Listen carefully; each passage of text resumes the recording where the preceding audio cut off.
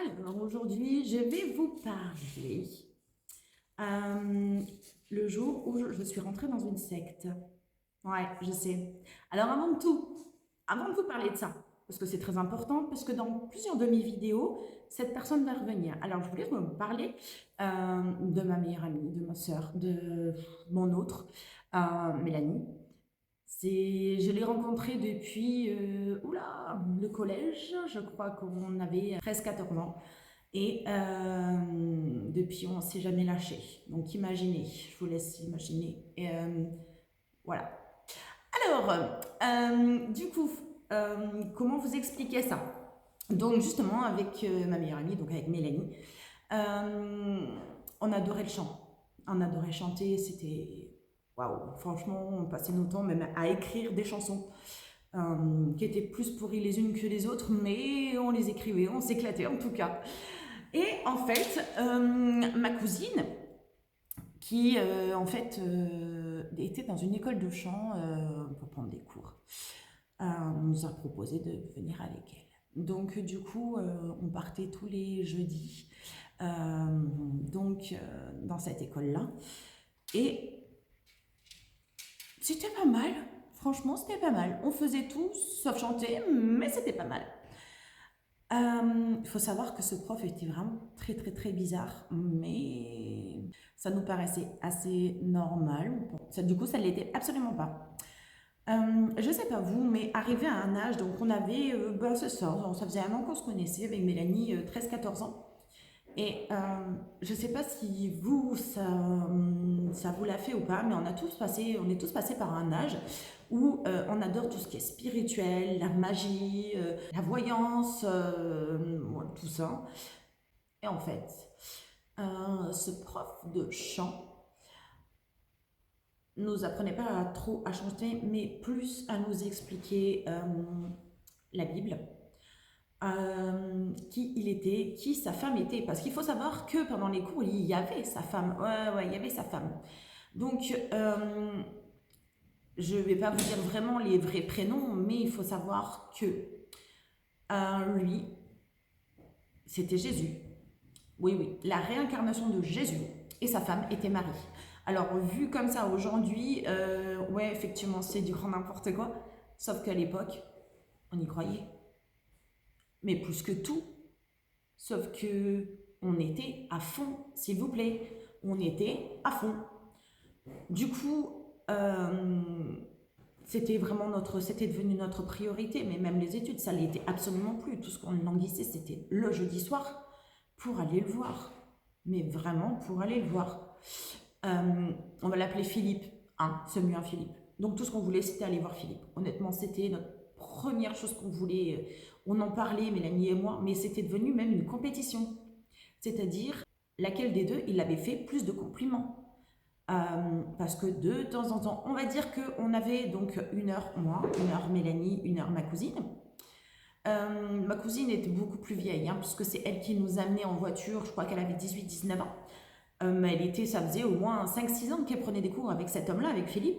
Donc on était tous à fond, mais comment ça se pouvait que ma cousine marchait dedans, était dedans et le suivait aveuglément alors que c'était faux? Non, c'est pas possible. Si elle fait ça, c'est que ça peut être que vrai. C'était vraiment Jésus. Ouais. Il faisait sur nous sa magie, comme il disait. Donc, il suffisait qu'on avait un petit peu mal à la gorge. Alors, il nous touchait. Il nous touchait la gorge, il récitait des prières, tout ça. Enfin, c'est ce qu'on pensait. Pour nous enlever le mal de gorge. Mais nous, on était tellement, tellement à fond que, ouais, on n'avait plus mal à la gorge. Enfin, du moins 5 minutes, quoi. Mais on n'avait plus mal à la gorge. Pour nous, c'était le Messie, vous vous rendez même pas compte. Mais Philippe, c'était le... Oh, mais c'était tout pour nous. Mais attendez, gamine de 14 ans, on était mais émerveillés devant cet homme, quoi. Donc il nous racontait qu'il fallait qu'on lise la Bible parce que c'était très important de savoir par où il était passé. Un jour, je m'en rappelle, on est parti avec ma cousine. On était que toutes les deux cette fois-ci. Parce que je crois que Mélanie ne pouvait pas venir. Et en fait, on monte dans la voiture pour partir. Et là, sur la voiture, il y avait marqué 66 666. Sauf que sur le coup, nous, on n'a pas fait attention. Mais lui, quand il est venu nous dire au revoir à la porte, à la fenêtre de la voiture, il l'a vu. Et là, ça a été une catastrophe. Et il a fallu qu'on fasse des tours de parking pour enlever ce chiffre du tableau de bord. Il nous a fait énormément stresser parce qu'on partait là-bas, il était 22h, 23h des fois. Du coup, il nous faisait stresser, il nous disait, parce qu'on avait bien une demi-heure de route pour rentrer chez nous, voire même un petit peu plus.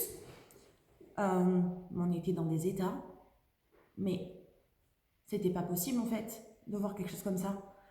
666, c'est 666, vous ne vous rendez même pas compte, c'est le chiffre du diable. Donc du coup, on faisait des tours sur le parking jusqu'à qu'on arrive à 66 667. Voilà, sauf qu'il nous a dit de faire hyper attention sur la route.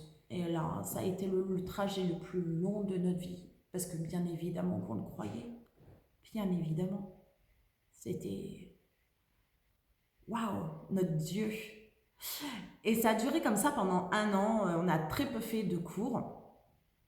Il faut savoir qu'un été, il voulait, en fait, ça soit Mélanie ou moi, on devait partir en vacances avec nos parents, ce qui est tout à fait normal, on était mineurs.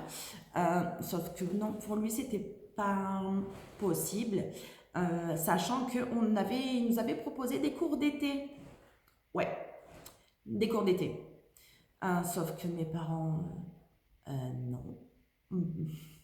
Ils commençaient à s'apercevoir de quelque chose. Parce que on parlait Philippe, on mangeait Philippe, on dormait Philippe, on regardait Philippe, on écoutait Philippe, et il n'y avait que lui dans notre vie en fait, c'était fini, tout le reste était fini. Et du coup, mes parents s'en sont mêlés et on dit, bah, non en fait, pas de cours d'été, enfin là on part en famille, stop quoi. Et il a débarqué chez moi. Il a réussi un petit peu à manipuler mes parents. Sauf que mes parents, c'est des forts caractères, donc c'était pas possible. Et là, ils se sont rendus compte qu'il s'est passé quelque chose. Qu'il se passait quelque chose. J'étais là, je suis partie.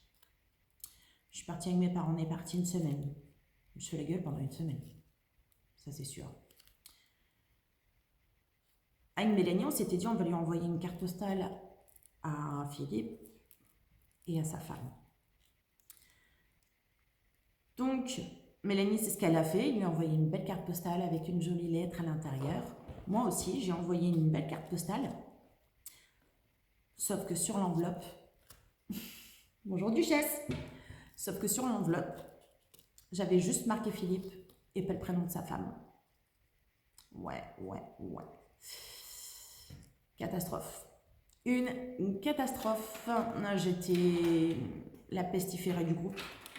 Bien évidemment, j'avais oublié sa femme. Bref, l'été se passe. Et là, les filles, il y a un concours sur Paris. On y va. Alors, on est carrément qu'on y va. Mais c'est un truc de fou. Alors, ça va être un petit peu spécial, ce concours. Il va y avoir beaucoup de personnes qui parlent, tout ça. C'est assez spirituel. Mais nous, on le suivait, mais bien évidemment qu'on le suivait. C'est un truc de malade. Heureusement, on n'est jamais parti. Heureusement. En fait, nos parents se sont rendus compte que ça allait beaucoup trop loin, qu'il était hors de question de partir sur Paris avec eux. Et on a quitté ce cours de chant. Ça a été très dur avec Mélanie de faire notre deuil. Mais très, très dur. Mais c'était notre... On voyait que par lui. On a réussi. Et des années plus tard, on a reçu une lettre. Chacun chez nos parents. Et dans cette lettre, on nous demandait si on voulait bien venir témoigner. Car effectivement, Philippe n'était pas seulement prof de chant, mais il y avait aussi des accusations contre lui en doute que ça soit une secte.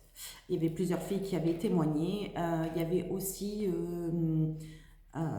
des accusations d'attouchement. Enfin, voilà. Un an et demi dans cette secte, exactement. Aujourd'hui, c'est un bon souvenir parce qu'on en rigole et qu'on dit on a beaucoup de chance de pas, enfin, que nos parents n'aient pas suivi et qu'on a vécu pas mal de trucs bizarres, très rigolos.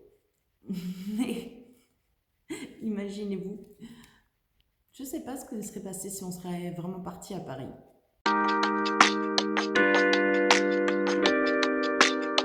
Du coup, vous préférez les cheveux lâchés, les cheveux attachés ou les cheveux raides? La prochaine fois, je vais essayer les cheveux raides. Allez, salut!